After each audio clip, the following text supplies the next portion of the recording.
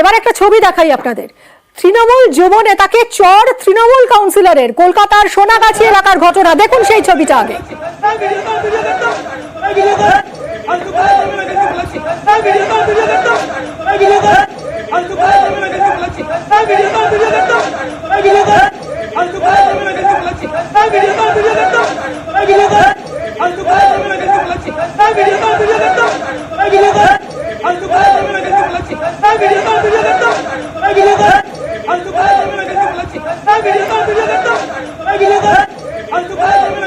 তোলাবাজির প্রতিবাদ করায় এই হামলা বলে অভিযোগ।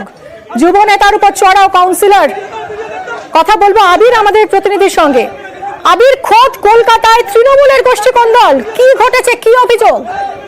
কিছুদিন আগে পাটুলিতে এই ধরনের একটি ছবি লক্ষ্য করতে পারা গিয়েছিল, যেখানে দুই কাউন্সিলরের মধ্যে গন্ডগোল ঘটেছিল এবং প্রকাশ্য রাস্তাতে তাদের মারামারি করতে দেখতে পাওয়া যায়। এবং আজকে একটি ভিডিও ভাইরাল হয়েছে, যে ভাইরাল ভিডিওতে দেখতে পাওয়া যাচ্ছে সেটি হচ্ছে যে শ্যামপুকুর এলাকার ঘটনা। যেটা অভিযোগ সেটা হচ্ছে যে 18 নম্বর ওয়ার্ডের যিনি কাউন্সিলর রয়েছেন সুনন্দা সরকার, তিনি সেখানকারই তৃণমূল কংগ্রেসের একজন নেতা কেদার দাস, তাকে তিনি মারধর করছেন। এবং এই ভাইরাল ভিডিও প্রকাশ্য হওয়ার পরেই হচ্ছে শ্যামপুকুর এলাকায় তৃণমূলের যারা দায়িত্বে রয়েছেন তাদের মধ্যে যে গোষ্ঠীদ্বন্দ্বের বিষয়টি সামনে আসতে শুরু করেছে। যেটা এখনো পর্যন্ত যেটা জানতে পারা যাচ্ছে, গত কয়েকদিন ধরে বিভিন্ন ইস্যুতে কাউন্সিলরের বেশ কিছু সিদ্ধান্তের প্রেক্ষিতে কেদার দাস সহ বেশ কয়েকজন তারা আপত্তি জানাচ্ছিলেন। বেশ কতগুলো ইস্যু তৈরি হয়েছিল যার প্রেক্ষিতে তাদের আপত্তির বিষয় নিয়ে তারা যোগাযোগ করারও চেষ্টা করেছিলেন। তো এরই মাঝে আজকে সেই ধরনেরই কোনো একটি বচসা ঘটে এবং তার ক্ষেত্রেই সুনন্দা সরকার তিনি কেদার দাসকে ভাবে প্রকাশ্য রাস্তাতে মারধর করেছেন, এই অভিযোগ উঠেছে। যদিও তৃণমূল কংগ্রেস নেতৃত্বের তরফ থেকে বলা হচ্ছে যে গোটা বিষয়টি তৃণমূলের শীর্ষ নেতৃত্ব দেখছে, তবে যারা এই ঘটনা ঘটাক তাদের আচরণ সংযত হওয়া উচিত ছিল। প্রকাশ্য রাস্তায় এই ধরনের মারামারি করা কোনোভাবেই উচিত হয়নি। যেহেতু জনপ্রতিনিধিদের কাজ সংযত হয়ে লোকের সমস্যা শোনা, এক্ষেত্রে দাঁড়িয়ে যদি কলকাতারই কয়েকজন কাউন্সিলর এই ধরনের ভূমিকা পালন করেন সেটা যে তৃণমূল কংগ্রেসের পক্ষে যথাযথ নয়, এই বক্তব্যই রাখছে তৃণমূল কংগ্রেস নেতৃত্ব। একদমই আবির, এই ছবিটা আমরা আপনাদের এই মুহূর্তে যে ছবিটা দেখাচ্ছি, ভাইরাল হয়েছে এই ভিডিও। কলকাতার সোনাগাছি এলাকার ঘটনা, খোদ কলকাতায় তৃণমূলের গোষ্ঠী কন্দল কিভাবে প্রকাশ্যে দেখুন।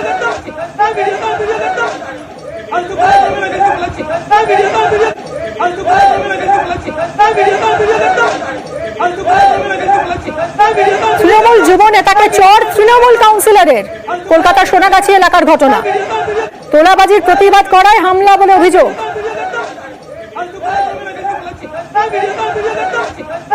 তৃণমূল যুব নেতার উপর চড়াও হয়ে কাউন্সিলরের রীতিমতো চর, সেই ঘটনার সময়ের ভিডিও ভাইরাল হয়েছে। কুণাল ঘোষ কি বলেছেন এই ঘটনা নিয়ে দেখুন। আমি এই ভিডিওর সত্যতা খতিয়ে দেখিনি, কিন্তু ভিডিওটি এসেছে, কি বিষয় সেটাও জানি না, দলীয় নেতৃত্ব দেখবেন। তবে যারাই শুধু জনপ্রতিনিধি নন, তাদের তো দায়িত্ব আরও বেশি। যারা সিনিয়র নেতৃত্ব তাদের এই প্রকাশ্য আচরণ এগুলো অনেক বেশি সংযত হওয়া উচিত। যদি কোনো কর্মী কোনো অন্যায় কাজও করে থাকেন, সেক্ষেত্রে প্রকাশ্যে তাকে মারা হবে, এই ধরনের ভিডিও, এই ধরনের দৃশ্য, এটা ঠিক নয়। অবাঞ্ছিত দৃশ্য, অবাঞ্ছিত ঘটনা। তোলাবাজির প্রতিবাদ করে কাউন্সিলরের রোষের মুখে পড়েছে দলেরই যুব নেতা। যেখানে তোলাবাজি নিয়ে দল বারবার করে সতর্ক করছে, যেখানে তৃণমূল সুপ্রিমোর কড়া বার্তা, সেখানে এই ঘটনা। দলীয় অনুশাসন নিয়েই প্রশ্ন উঠছে এই ঘটনাকে কেন্দ্র করে। তৃণমূলের কাউন্সিলর তিনি চড়াও হচ্ছেন তৃণমূল যুব নেতার উপর। ঘটনার সময় ভিডিও ভাইরাল হয়েছে।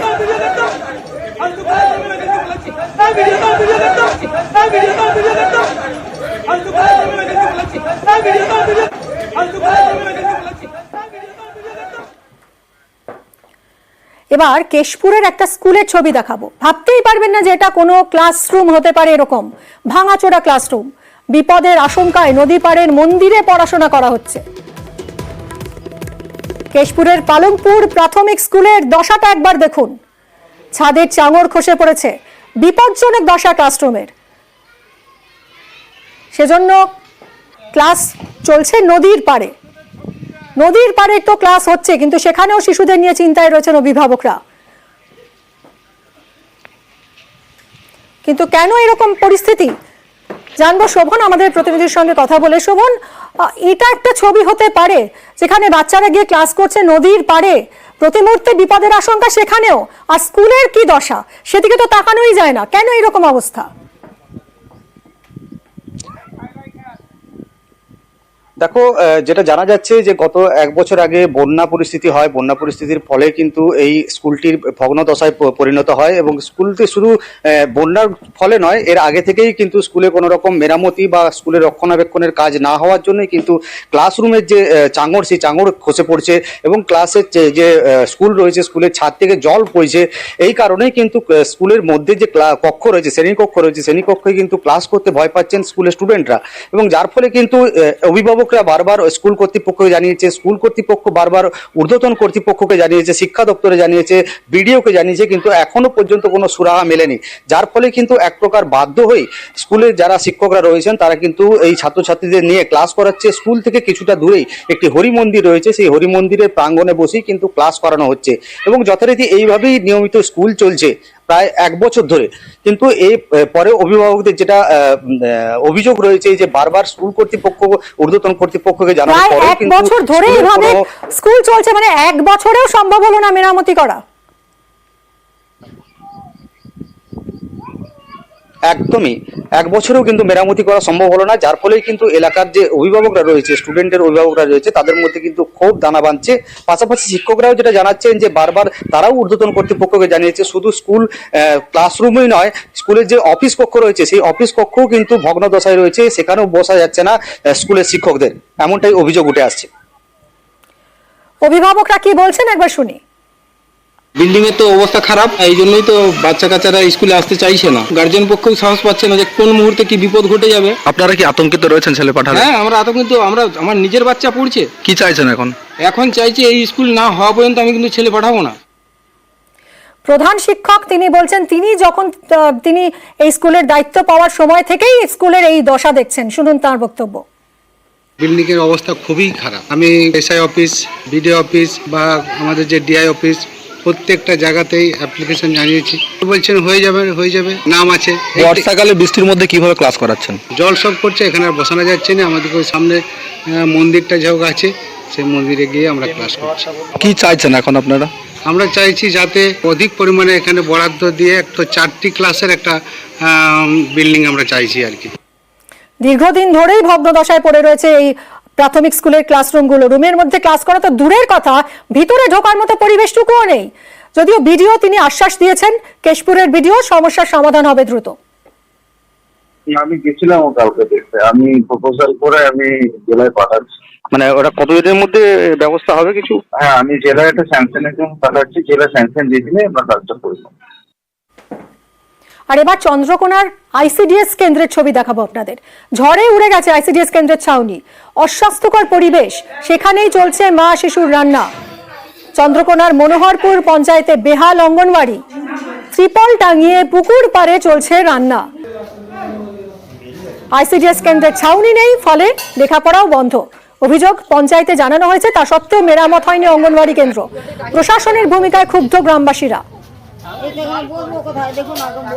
পড়ছে মাথার উপর থেকে, সূর্যের তাপ লাগছে, রোদ গরম, কোনো ভালো ব্যবস্থা নেই বসার। আর যেখানে রান্না করে দিদিমণি, সেখানে উনানে জল উঠে যায়। ভালোভাবে যে বাচ্চারা পড়াশোনা করবে বা বসে শিখবে, যে কিছু যাই শিখাক না কেন, সে শিক্ষার জায়গাটা ভালো নেই। বা সামনে পুকুর আছে, বাচ্চাদেরকে যে ছাড়বো, এটাও তো ভয় একটা। এই 16-17 বছর দেখছি কোনো পরিবর্তন হয়নি, এটা এরকমই আছে।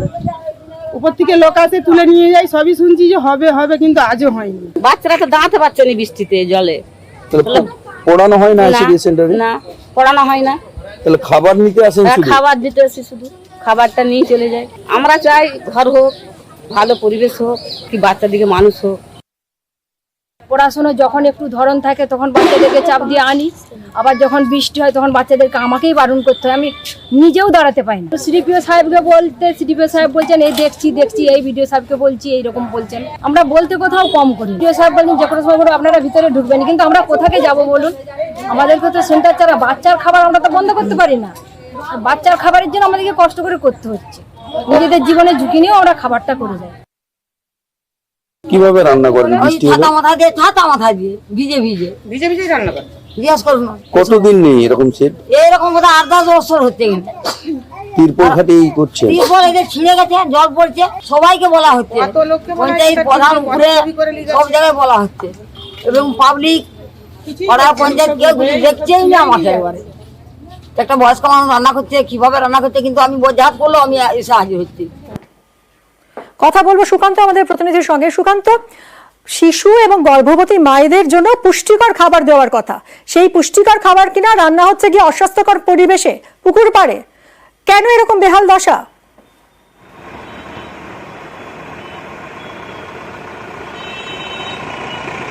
দেখো মিমি, এলাকার মানুষ তারা চাইছেন যে এই জায়গা পরিবর্তন হোক, অর্থাৎ স্কুলের পঠন পাঠনের জন্য জায়গা তৈরি করা হোক এবং খাবার জন্য একটি সুস্বাস্থ্যকর জায়গা তৈরি করা হোক। কারণ আমরা যে ছবি দেখাচ্ছি, চন্দ্রকোনা 1 নম্বর ব্লকের কামারগেড়িয়া 84 নম্বর আইসিডিএস সেন্টার, সেই আইসিডিএস সেন্টারের ভগ্নপ্রায় অবস্থা, যেখানে রান্না হচ্ছে বাচ্চাদের পুষ্টিকর খাবার রান্না হচ্ছে, সেই জায়গাটি অস্বাস্থ্যকর। পাশেই এটি নোংরা পুকুর রয়েছে এবং তিরপল ছাউনি দিয়ে যেখানে রান্নি দাবি করছেন যে বৃষ্টি হলে ছাতার মাথায় দিয়ে তাকে রান্না করতে হয়, সেই জায়গায় পুষ্টিকর খাবার তৈরি হচ্ছে। শুধু তাই নয়, এই বর্ষাকালে পঠন পাঠন লাটে উঠেছে, কারণ যেখানে পড়ার জায়গা সেই জায়গাটিও ছাউনি উড়েছে ঝড়ে এবং সেই জায়গা দিয়ে জল পড়ার ফলে প্রশাসন তো বারবার জানিয়েও প্রশাসন শেষমেশ জানিয়ে দিয়েছে যে আপাতত পঠন পাঠন বন্ধ রাখতে। তাই স্কুলের যিনি শিক্ষিকা তিনি পঠন পাঠন বন্ধ রেখেছেন।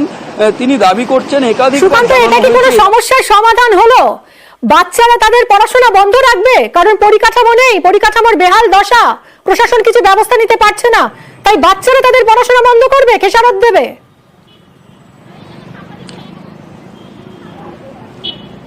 দেখো মিমি, এই প্রশ্ন এলাকার মানুষ যেমন তুলেছেন, আমাদেরও সেই একই প্রশ্ন প্রশাসনের কাছে, যে কেন সামান্য খরচার বিনিময়ে, অর্থাৎ একটু পরিকাঠামো পরিবর্তন করলে যেখানে শিশুরা তারা পুষ্টিকর খাবার পেতে পারে, তারা পড়াশোনা করতে পারে, সেই জায়গায় পঠন পাঠন বন্ধ করার নির্দেশ কিভাবে দেওয়া হয়েছে। এই নিয়ে কিন্তু গ্রাম পঞ্চায়েতের পঞ্চায়েত সদস্য তিনিও ক্ষোভ জানিয়েছেন। তিনি বলছেন ব্লক প্রশাসন, মহকুমা প্রশাসন সব জায়গায় বারে বারে জানানো হয়েছে, কিন্তু হাল ফেরানো হয়নি।